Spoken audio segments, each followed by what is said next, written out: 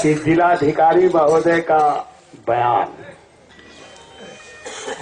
1 रुपये का 40 litre diesel, ये अनर्गल है। हमने अखबारों में ये बयान देखा।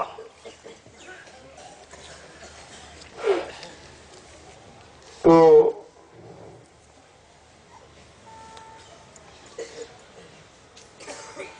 इतना बड़ा अनर्गल, 1 रुपया, हम लोग 1 रुपये का 60 लीटर डीजल कह रहे हैं और ये 1 रुपये का 40 लीटर। तो अनर्गल तो ये कर दिए कि चाहिए 1 रुपये का 60 लीटर, ही कह रहे हैं कि 1 रुपये का 40 लीटर, 60 लीटर आ रहा है। और हमारा भारतीय सिक्का, चांदी का 1 तोला का सिक्का, सिल्वर कॉइन, जिसको रुपया के नाम से जाना जाता है, और उसका स्टैंडर्ड उस रुपये का 1 तोला का गोल्ड कॉइन, सोने का सिक्का, जिसको मोहर के नाम से ये भारत की जनता ही नहीं, भारतीय सिक्का जो मोहर है, इंटरनेट पर सारी दुनिया आज भी देखती है। तो डीएम साहब, अब इस पर आप विचार करिए कि अनर्गल क्या हुआ।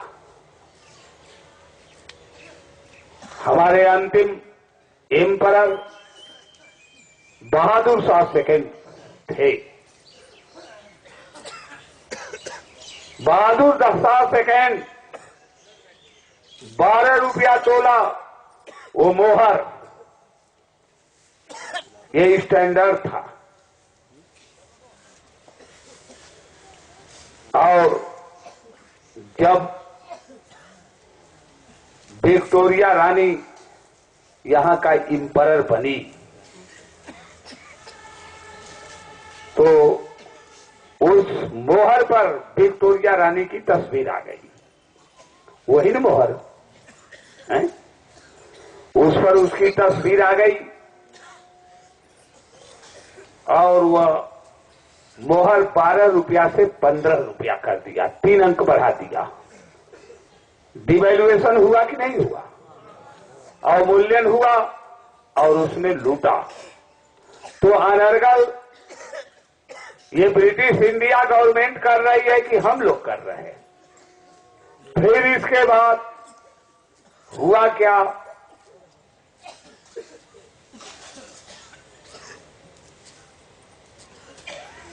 1934 में रिजर्व बैंक ऑफ इंडिया की स्थापना हुई और रिजर्व बैंक ऑफ इंडिया ने उस 1 तोला की मोहर, जो 11.44 ग्राम की है और आज भी लोगों के घरों में है, आप ये बताइए डीएम साहब कि आज जो है गोल्ड स्टैंडर्ड 10 ग्राम कैसे आरबीआई ने कर दिया है? कैसे कर दिया? अनर्गल तो ये हुआ ना कि नहीं हुआ? लूटपाट यही न है। जब 1 तोला की मोहर, वो ये अयोध्या वाला मंदिर नहीं है, जिलाधिकारी महोदय की उसका नक्शा नहीं मिल रहा है। आज भी जंगलों में, गांवों में, छत्तीसगढ़ में आप जाएंगे और यहाँ उड़ीसा में चले जाएंगे, झारखंड में चले जाएंगे, तो उन आदिवासियों के घरों में भी वो 1 तोला की मोहर है कि नहीं है? वो 10 ग्राम कैसे हो गया?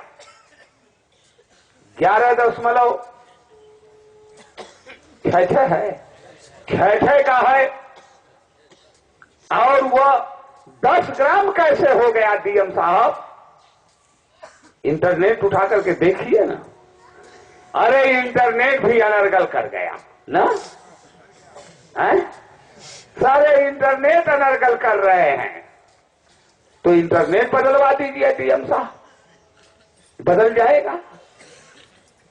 और इसके बाद क्या हुआ कि यही ब्रिटिश इंडिया गवर्नमेंट सन 1991 में reserve bank of India act 1934 उठा करके देखिए, जो 10 ग्राम पर 84.396 न्यूमेरिकल वैल्यू आंकिक मान था, उसको बदला और घरेलू रेट 10 ग्राम पर 3572 रुपया और इंटरनेशनल रेट 2180 रुपया।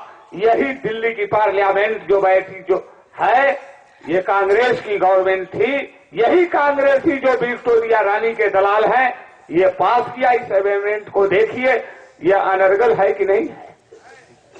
आप कह सकते हैं कि अनर्गल हो गया? बोलिए, आप कहिए। ये हमको कह रहे हैं कि ये अनर्गल है, कहिए कि ये अनर्गल है। कितनी बड़ी चीटिंग हुई, इतनी बड़ी चीटिंग हुई कि जो ये ब्रिटिश इंडिया गवर्नमेंट यानी विक्टोरिया रानी की दलाल है, ये जो नेहरूवादी हैं, अंग्रेजों को भी लूटपाट में पार कर गए। 2 तरह का जो है स्टैंडर्ड इन्होंने ला करके रख दिया। इंटरनेशनल रेट, एक्सचेंज रेट, विदेशी एक्सचेंज रेट जो है 2180 रुपया और हम भारतवासियों के लिए 3372 रुपया। तो लूटपाट में तो ये पार कर गए, अंग्रेजों को भी कर गए कि नहीं कर गए? अरे कर गए कि नहीं? डीएम साहब, क्या ये आप बोल सकते हैं? ये आवाज आप दीजिए, ये आवाज दीजिए, अखबारों में आवे। और आज हो गया 30,000। 10 ग्राम पर 30,000 है कि उससे अधिक है? क्योंकि वो तो रोज बदलता रहता है ना। है? तो कितनी बड़ी लूट इसको, तो अब आपको कहना ही पड़ेगा अनर्गल क्या है। अब अनर्गल ये आजाद हिंद सरकार कर रही है कि अनर्गल जो है ये डीएम साहब आप कर रहे हैं। आप आईएएस हैं और आजाद हिंद बैंक करेंसी जो फार्मूला है, हमारे शहीदों के गुरुदेव नेताजी सुभाष चंद्र बोस वो भी आईएएस थे। तो अब हमसे टक्कर नहीं होगी, अब आईएएस से आईएएस की टक्कर होने जा रही है। होने जा रही है कि नहीं होने जा रही है? आईएएस से आईएएस की टक्कर होने जा रही है। पूरी तैयारी आप कर लीजिए। हम तो आईएएस के चेला हैं कि नहीं? हम तो आईएएस के फॉलोअर हैं भाई। और अगर हम जो है अखाड़े में चित्त भी हो जाएंगे तो हमारी कोई बेइज्जती होने वाली की होगी। लेकिन बात यह है कि जो हमारे गुरुदेव आईएएस नेताजी सुभाष चंद्र बोस हैं, वो नहीं है। उनके दांव पर चेला मैदान में आ गया है। आपको तो इसी तरह से नहीं टकराना चाहिए, कि टकराना चाहिए। अरे भाई, आप आईएएस हैं तो आप भी, आपको भी मैं प्रणाम कर रहा हूं। आप भी हमारे गुरुदेव हैं, बोलिए, आप भी मेरे गुरुदेव हैं। जब हमने आईएएस को गुरुदेव मान लिया, उन्हीं का फार्मूला लेकर के चल दिया, तो आप भी आईएएस हैं, आपका भी प्रणाम है कि नहीं? तो हमारी और आपकी लड़ाई नहीं है। लेकिन अगर गुरुजी मैदान में आएंगे तो हमारे गुरुजी ने कहा है कि भाई सुनिए, हमारे गुरुजी वो कृष्ण जहां से गीता निकली है, उन्होंने कहा है कि गुरुजी को भी छोड़ना नहीं है। और अब तो मजबूरी है। और इधर रूल ऑफ लॉ खड़ा है और उन्होंने ये बता दिया अर्जुन को कि सुनो अर्जुन, तुम अगर भाइयों के तरफ देखोगे, भीष्म पितामह की तरफ देखोगे, गुरु द्रोणाचार्य की तरफ देखोगे, तो ये देख लो सुदर्शन चक्र भी तुम्हारे तरफ देखेगा। देखेगा कि नहीं देखेगा? तो अब हम क्या करें? वो रूल ऑफ लॉ जो है वो सुदर्शन चक्र है, उसका हमको भय हो रहा है। ये समझिए।